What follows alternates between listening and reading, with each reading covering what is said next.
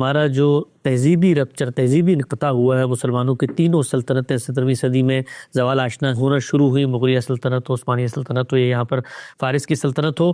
یہ سارا معاملہ ہوا۔ اس کے نتیجے میں جو پوسٹ کالونیل ایرا ہے، جو ہماری تہذیبی روایت سامنے آتی ہے،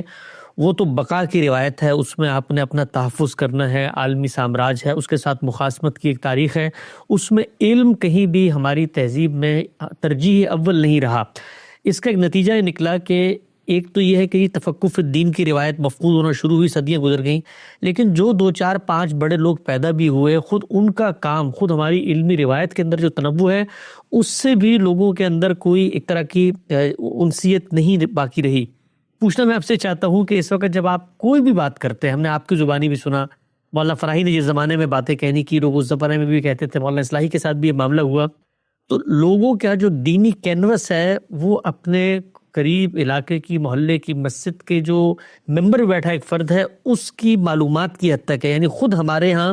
مسلمانوں کو اپنی تاریخ کا علم نہیں ہے۔ یہ کتنا بڑا چیلنج ہے اس دور کے اندر کہ ایک طرف تو فکر فرائی تفقع کی بات کر رہی ہے، دوسری طرف جو ہماری اپنی روایت ہے جس کے اندر کچھ نہ کچھ مثالیں تھیں، یہ امت تو اس سے بھی مکمل طور پہ عدم واقفیت کا شکار ہے۔ اس سے میرے نزدیک کوئی بڑا حادثہ نہیں ہوتا۔ عام لوگوں کے اندر یہی چیز ہوتی ہے، وہ قریب کی مسجد ہی میں جاتے ہیں، ان کے ہاں اگر کوئی اسکول میں استاد تھا تو وہی ان کے لیے جبریل امین ہوتا ہے۔ عام لوگوں کا معاملہ یہی ہے،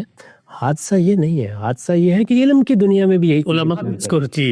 یعنی اگر ہمارے علمی مدارس میں بالکل مختلف فضا ہوتی، یعنی وہاں تنقید ہو رہی ہے، وہاں چیزوں کو اسی طرح دیکھا جا رہا ہے۔ مثال کے طور پر مدرسہ دیوبند میں جس طرح مولانا انور شاہ کشمیری چیزوں کو دیکھتے ہیں، بعض اور اکابر اہل علم ہیں، اگر یہ چیز ہر جگہ موجود ہوتی،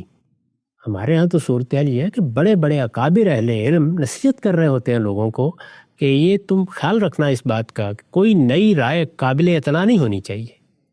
یعنی جو ہمارے ہاں اکابر کی ایک روایت بن گئی ہے،